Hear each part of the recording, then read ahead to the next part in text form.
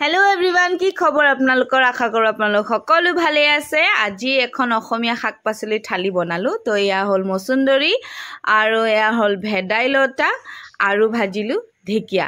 তো বলক ভিডিওটো স্টাৰ্ট কৰো। ভেদাইলতাখিনি লৈছো পিচিবলৈ, ইয়াতে দিছো নহৰু আদা আৰু ইপিনে মই এই মসুন্দৰীখিনি পিচি থৈ দিছো। অকমান জিয়া কেঁচাকে খুৱাম আৰু অলপমান চাটনি বনাম বুলি ভাবিছো। So সেইকাৰণে এতিয়ালৈকে ইয়াতে জলকীয়া আদা নহৰু একো দিয়া নাই। 1 চামুচমান জিয়া খুৱাই ল'ম তাৰপিছত আৰু এইখিনি মই এতিয়া পিচি লম।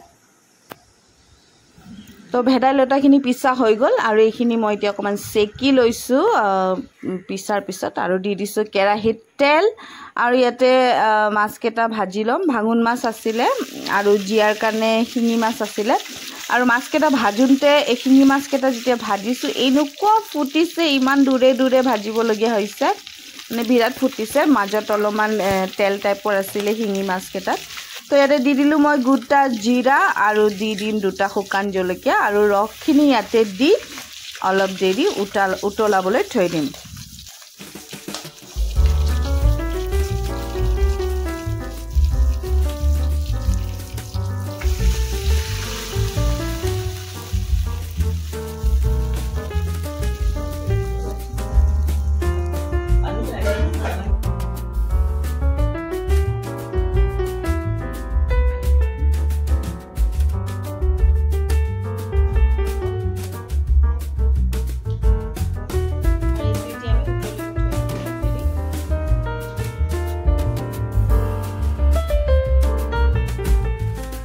জুলখিনি থৈ দিছো উতলিবলৈ আৰু ইপিনে মসুন্দৰীখিনি পিচি ললো আপোনাৰ আদা নহৰু দি আৰু ঢেকিয়াখিনি কাটি লওঁ। এতিয়া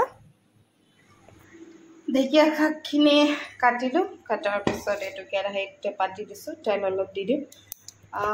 গৰমত মই সোনকালেই ভাতটো বনাই দিওঁ। তেলটো দি দিছো, এইখিনি অকমান গৰম হৈ লওক।